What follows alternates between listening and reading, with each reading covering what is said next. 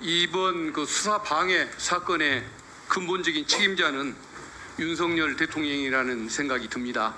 누구나 국민 상식이 그렇게 판단할 수밖에 없는 사안이라고 보는데, 우리 이종섭 증인의 부인에도 불구하고 일단 그 대통령의 경로서를 전해 들었던 그 장군들의 증언, 그리고 그 사건 이천 및 회수 전후로 해서 대통령실의 관계자들, 그리고 국방부의 관계자, 심지어는 경찰 관계자들까지 전화가 정신없이 오가지 않습니까?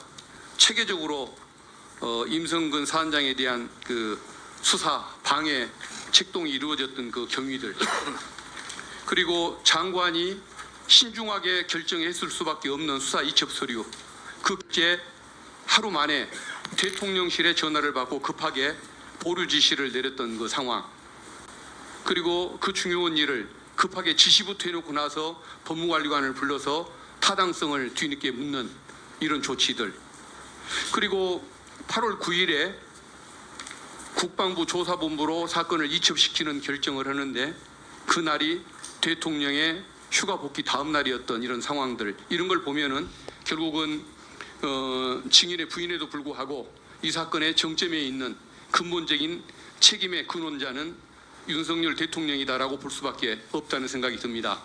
이 생각에 동의하지 않습니까? 예, 그렇습니다. 그래요, 제가 됐습니다. 이 사건의 시작은 아니 됐습니다. 동의하는지만 물으려고 제가 의견을 여쭙던 것인데, 어차피 뭐 증언도 않고 본인에게 유리하게 또는 대통령 보호에 유리하게 그 뭐 허위 진술을 할 것이 뻔한 거 아닙니까?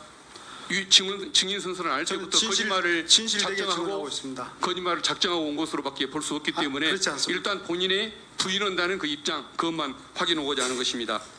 두 번째는 사망 사건 관련해서 우리 박종훈 대령에게 묻습니다. 사실은 임성근 사단장에게 물어야 하는데 어차피 저분도 증인 선서를 거부를 하고 뭐 거짓말을 작정하고 온 것으로 보여지기 때문에 우리 박종훈 대령에게 질문하겠습니다. 네. 대통령실이 수사를 방해하고 보직 해임까지 막아가면서 그렇게 지키고 싶어하는 임성근 사단장이 이 사망 사건의 책임자라는 것에 대해서 어느 누구나 공감할 수밖에 없을 것 같습니다. 대대장들의 그 진술이라든가 카톡 대화 내용, 그리고 그 바둑판식 수색 지휘 내용, 그리고 또 수중 수색을 장면을 보고서 그걸 잘하고 있다고 칭찬했던 이런 내용들, 이런 걸 보면은 사고의 책임자는 임성근 사단장일 수밖에 없고, 그리고 병사들이 입수할 때 로프나 안전장비, 구명조끼 등 보호장구를 아예 갖추지 않은 상태임에도 불구하고 폭우로 그 불어났던 그 빠른 유속에 물속으로 그렇게 뛰어들게 만들었던, 들어갈 수밖에 없었던 이런 걸 보면은 저는 이게 단순한 업무상 과실치사가 아니라 미필적 살인의 범위까지, 고의까지 있는 사안으로 보기 때문에 이걸 오히려 살인죄로까지 몰아갔어야 하는 거 아닌가라는 생각이 드는데, 그 부분에 대한 생각이 한번 어떤지 우리 박 대령님께 듣고 싶습니다. 그건 좀 이따가 지금 바로 그냥 말씀을 해 주십시오. 예, 말씀드리겠습니다. 저희 수사관들이 그 제한된 시간에 열심히 노력을 해서 수사를 했고, 하지만 당시에 임성근 사단장은 사단장으로서 보직이 돼 있었던 상황이었습니다. 그래서 참고인들이라든지 관계자들이 진술을 많이 꺼려하고 조사에 굉장히 부담을 많이 느꼈었습니다. 그럼에도 불구하고 여러 가지 이제 혐의점들이, 과실에 대한 혐의점들이 식별이 됐는데, 결정적으로 과실에 대한 혐의가 있다라고 판단하게 된 경위가 의원님들이 그 카톡 사진의 입수 장면을 보고 공보 활동이 잘 이루어졌다라는 부분인데, 그것을 저희가 알게 됐던 것이 일단 이후의 문제였습니다. 그러니까 장례식장에서 사단장은 처음 그 사진을 봤다라고 저희 조사관에 진술을 했습니다. 그게 거짓말 아닙니까? 맞습니다. 그래서 왜 사단장이 이제 1사단 공보 정훈실장을 징계한다고 그랬습니다. 이런 게 있으면 왜 빨리 사단장한테 보고를 안 했느냐. 그러니까 사망사고 난 7월 19일 날 카톡으로 공보실장은 보고했는데 그 카톡 내용은 이후에 이제 나온 내용입니다. 그래서 실제 신문지상에 그 사진이 나온 것을 저희가 사단장한테 이런 사진을 보고 봤느냐라고 하니까 장례식장은 이제 7월 20날부터가 장례식장인데 20날 이후에 봤다는 겁니다. 그러면서 사단 정훈 공보실장을 징계하겠다. 왜 빨리 보고를 안 했느냐라고 해서 하니까 정훈 공보실장이 본인이 이제 징계에 받을 우려가 있으니까 저희 수사단을 찾아왔습니다.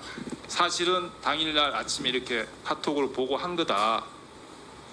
그래서 이제 그것이 보면 7월 19일 날 사단장이 답을 한 게 07시 04분 어간입니다. 최수근 상병이 죽기 2시간 전 이야기입니다.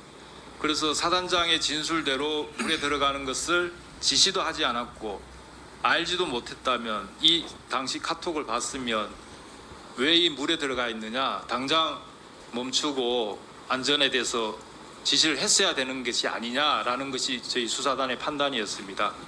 그래서 이거는 과실에 대한 혐의가 충분히 있다. 그래서 수사의 대상은 된다라고 판단을 하게 된 겁니다.